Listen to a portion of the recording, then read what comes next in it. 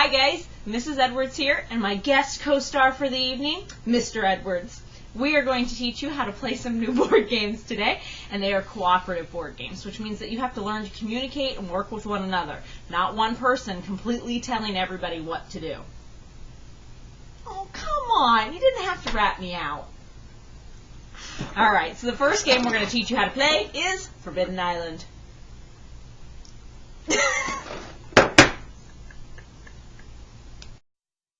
So in this game, it is going to be the players versus the board game.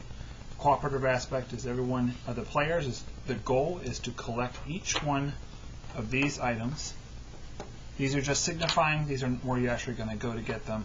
Each token will have an actual piece on there. You'll start the round with 2 orange back cards, which are treasure cards. Each person will have 2. Yes, that is correct. Each person will have 2 treasure cards in their hand to start the game. The goal is to collect those treasures for you. The board game is attempting to sink the island underneath you. And a couple ways that you can win or lose the game is if the board sinks your exit plan, if the board sinks all of your opportunities to collect a certain treasure, or all of the treasures, or your danger level gets to the top. Order of play starts with you as a player. You will take up to 3, and you look at the back of the helper cards, 3 actions. Those actions include moving 1 space that is adjacent from where you started, shore up, so when a card has become underwater, it loses its color on the tile, and this indicates it's underwater. If this item were to sink entirely, it would go missing. So while it's in this fashion, you were able to shore up, which means turn the tile back over to active. You can walk on shore on these tiles even if they're turned over. Another action is give a treasure card. So if you and another player are on the same tile, you can hand each other a treasure card as an action. And finally, capture a treasure token. So if you are on this space for the fire and you possess 5 treasures, 4. I apologize, 4 treasure of the same type, and your pawn is on the treasure matching those cards, you can collect this item. Now you have 3 more left to go. And you discard all of these. Now that you've taken all actions that are available to you, up to 3, you now draw 2 cards to conclude your turn. You can only have a maximum of 5 cards in your hand. At any point in time that you go over 5 with your draw, or otherwise, you are to immediately discard down to 5, regardless if it's your turn or not. After you've drawn your cards and concluded your turn, the board game will go. The board game will go after every individual's turn. When you go to draw your cards, there are some cards that you might find that help you, or cards that hurt you.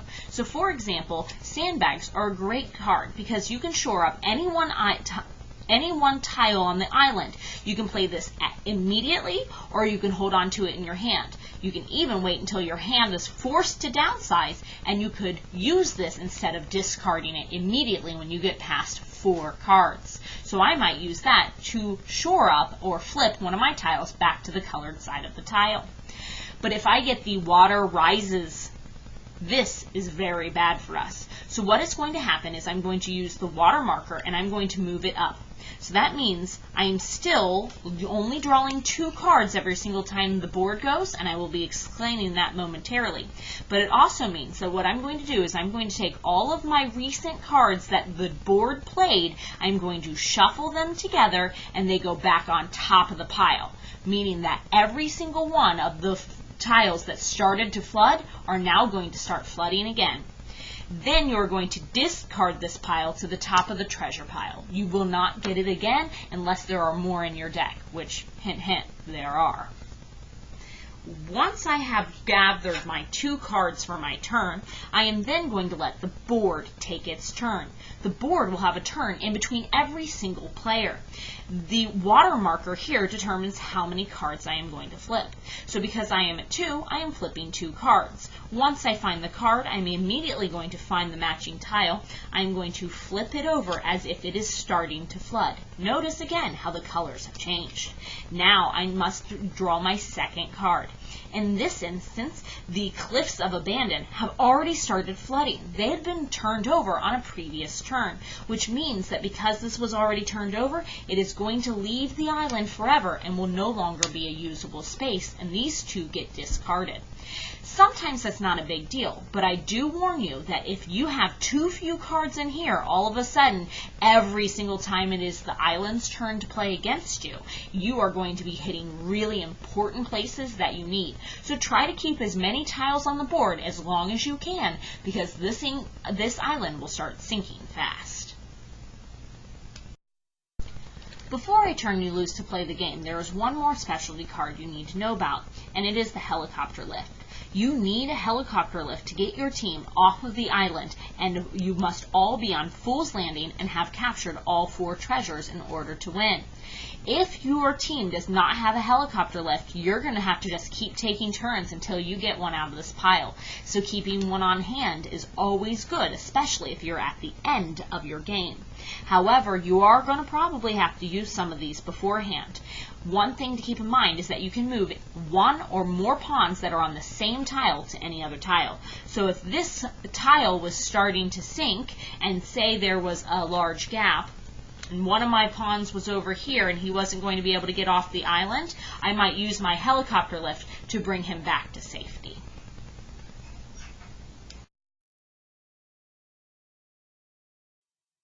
In order to be ready to start our game, let's look at the different abilities of each of the different characters that you might randomly select. The engineer is able to shore up 2 tiles for 1 action. When you play the game, each turn you will have up to 3 actions. This might mean moving a space is an action, or flipping a tile over is 1 action. Because you're the engineer, you can actually flip 2 tiles that are touching your person or your character here instead of just 1. So you have an extra free shoring ability. If you are the diver, you are able to move through 1 or more adjacent flooded or missing tiles for an action. For example, if the Howling Gardens has flooded away and gone off of the island completely, the diver would be able to jump all the way over to this area because he has the ability to swim. The messenger can give treasure cards to any player on the island for any action of his turn. So that means normally if you have an item in your hand and you want to give it to one of your other players, you would have to be on the same tile with them. In this case with the messenger, you're actually able to give them a tile when you're in a completely different place, allowing you to give it to them on your turn and not have to waste extra motions to get over to that person. The navigator is going to move another player for up to 2 adjacent tiles for 1 action. So the navigator would be able to say, I am going to take the red player and I am going to move them to Whispering Gardens, because that would mean on your next turn you'll be set up to do whatever it is that we need you to do as a group. The pilot has the ability once per turn to fly to any tile on the island for 1 action. So if I'm the pilot, do not have to count 1, 2, 3 to get to here. Instead, I can just use 1 action to get across the board anywhere I need to go. Lastly, the explorer can move and or shore up diagonally. Most players can only go across and up and down. But for the explorer, you can actually cut diagonally, and if this was starting to sink and I needed to shore it up, I would actually be able to do, instead of just an adjacent tile to me, I'd be able to do one that is diagonal from me if it is starting to flood.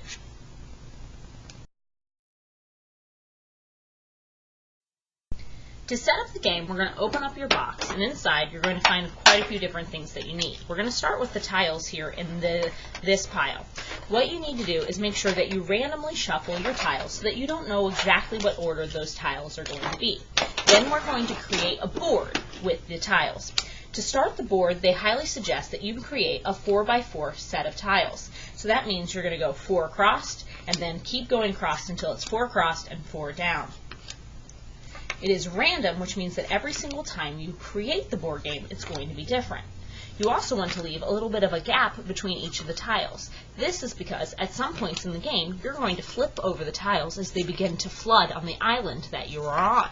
So while they are flooding, you need to be able to have access to flip tiles over. That way, you are going to not mess up the other tiles in your area. Once you've completed a 4x4, you are going to take 2 tiles on the sides, 2 tiles on the top, and 2 additional tiles on the bottom. That will use up all the tiles in your board game. Next, we're going to have our water level. I suggest that you start off on the novice level if this is the first time you've ever played this game, and if you're playing with people you don't necessarily know very well. It makes it a little bit easier. Starting up an elite and legendary would probably not be a good idea for today's lighthearted game. So we're going to put this off to the side.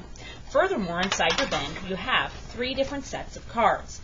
These 3 different sets of cards are going to help you figure out who your character is. It's also going to tell you which tiles are flooding, and our third type of card are going to be items that you need to have. We're going to show you how those exactly work.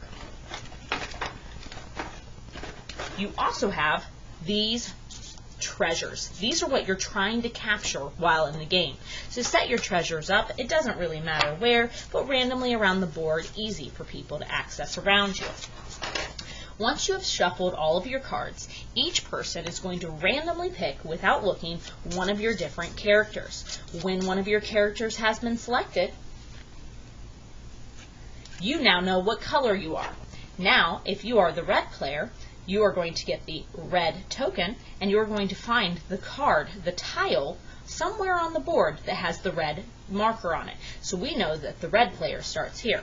Whereas if I randomly pick the black diver, I am going to find my marker and I start over here. So you and your classmates or your table mates may not be actually starting on the same tile. Each of these cards are going to have a different super ability for your character that is unique to your person and only your person. Once you know where everyone starts and you have your tiles set up, you have your cards easy to access for the game, your water level, and your treasures mapped out, you're ready to play.